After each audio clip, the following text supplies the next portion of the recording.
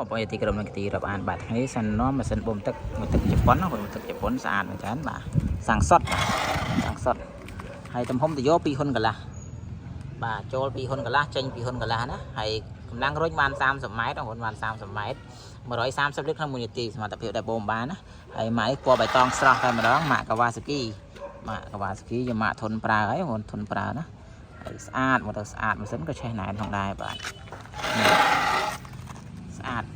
សម្រាប់បងប្អូនដែលយកទៅបូមទឹកស្រោចដំណាំបូមទឹកដាក់ពីងអាងឬបូមដងស្នប់ហ្នឹងគឺអាចប្រើប្រាស់បានណាអាចប្រើប្រាស់បានហើយងាយស្រួលហើយស្រួលប្រឆាស់ហើយក៏យើងមិនបាច់យកខ្លាំងទេយកមកក៏អាចបូមឡើងមកឆ្វាយដែរបាទហើយមានតែប៉ុណ្្នឹងទេបងប្អូនហើយចាំរងចាំទស្សនានៃការប្រឆាស់ម៉ាស៊ីននិងការតេស្តទឹកទាំងអស់គ្នាអូខេឥឡូវរៀបចំតេស្តទឹកណារៀបចំតេស្តទឹកណាតោះទស្សនាការតេស្តទឹកទាំងអស់គ្នា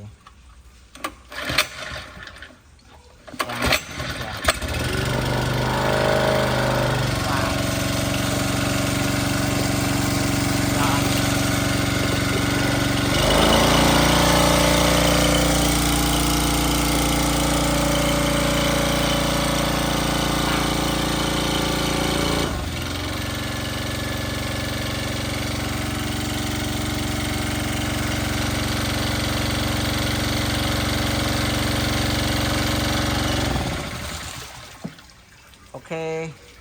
ដូចឃើញជាក់ស្ដែងស្រាប់ហើយបងប្អូនដំណើរការល្អឆេះអែបណាហើយបូមខ្លាំងតែម្ដង